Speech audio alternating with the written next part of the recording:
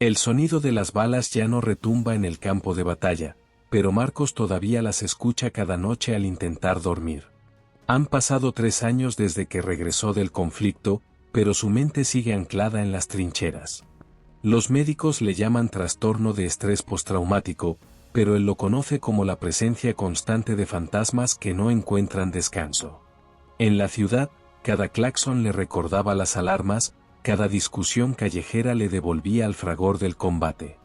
Los espacios cerrados se convertían en trampas mortales y las multitudes, en amenazas invisibles. Su esposa intentaba comprender, pero sus ojos reflejaban la impotencia de quien ama a un extraño. La medicación le nublaba la mente y las terapias le exigían revivir lo que más deseaba olvidar. Los grupos de apoyo eran salas llenas de espejos donde solo veía el reflejo de su propio dolor multiplicado. El mundo civilizado le prometió paz, pero solo le ofreció un nuevo campo de batalla. Entonces recordó las montañas de su infancia, aquellos veranos interminables donde el único ruido era el viento entre los pinos. Sin saberlo, ya había comenzado su peregrinaje hacia la única medicina que su alma estaba dispuesta a aceptar, la naturaleza.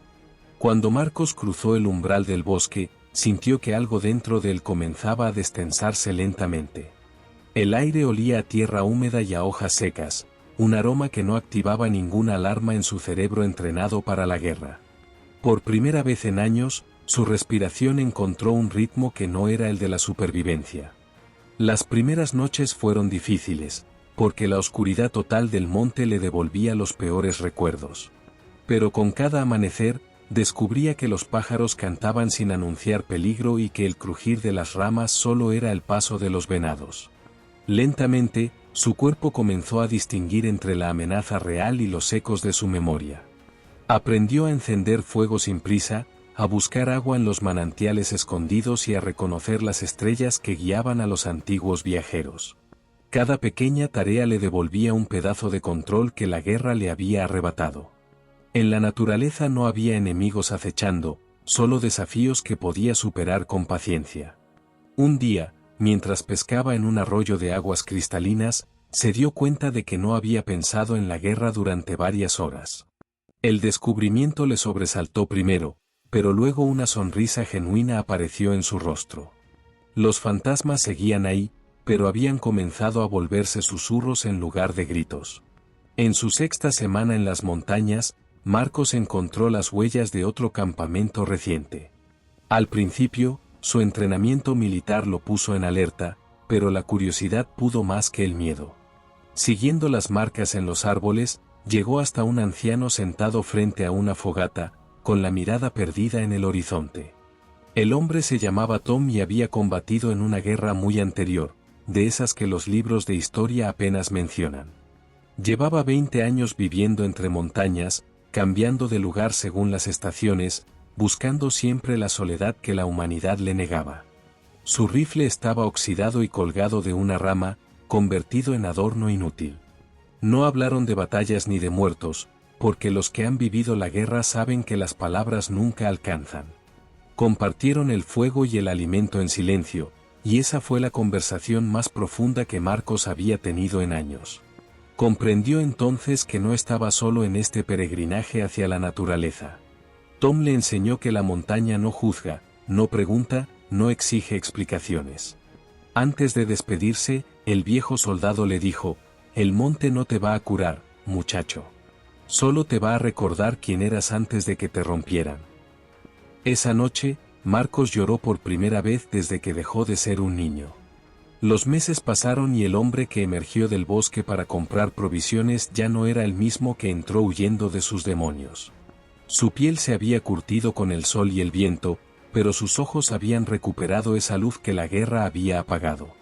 La dueña de la tienda del pueblo comentó que ya no caminaba como soldado, sino como guardabosques. Había aprendido a identificar el canto de cada ave y a predecir el clima observando el comportamiento de las hormigas.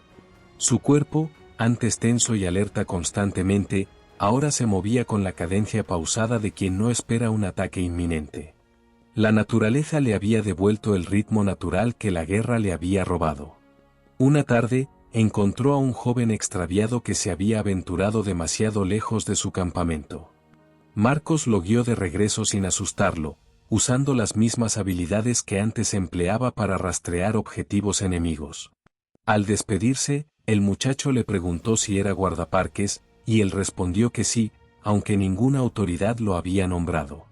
En su cuaderno comenzó a escribir las coordenadas de los mejores lugares para acampar, las fuentes de agua potable y los senderos menos transitados.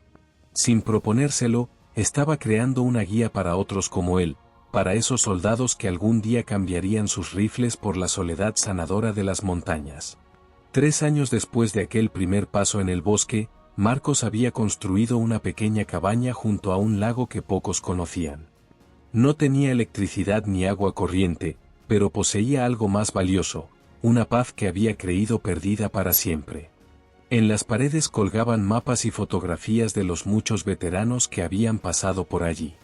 Su cabaña se había convertido en un refugio no oficial para aquellos que, como él, buscaban en la naturaleza lo que la civilización no podía darles.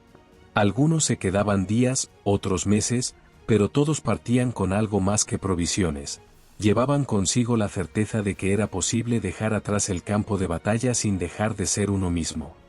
Marcos nunca preguntaba sobre las guerras de sus visitantes, pero ellos terminaban contándole todo mientras compartían el fuego. Hablaban de sus miedos, de sus pesadillas, de la incomprensión de sus familias. Él escuchaba en silencio, y ese silencio compartido era más terapéutico que cualquier palabra.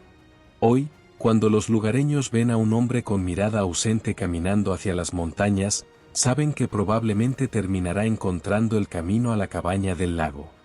Allí los espera Marcos con una taza de café caliente y la única certeza que importa, que en la naturaleza no hay enemigos, solo almas buscando el camino de regreso a sí mismas. El rifle oxidado de Tom aún cuelga de una rama cerca de la cabaña, convertido en un símbolo de lo que los veteranos dejan atrás cuando finalmente deciden cambiar la pólvora por el aroma de los pinos. Historias como esta merecen seguirse. Suscríbete para no perderte los próximos capítulos.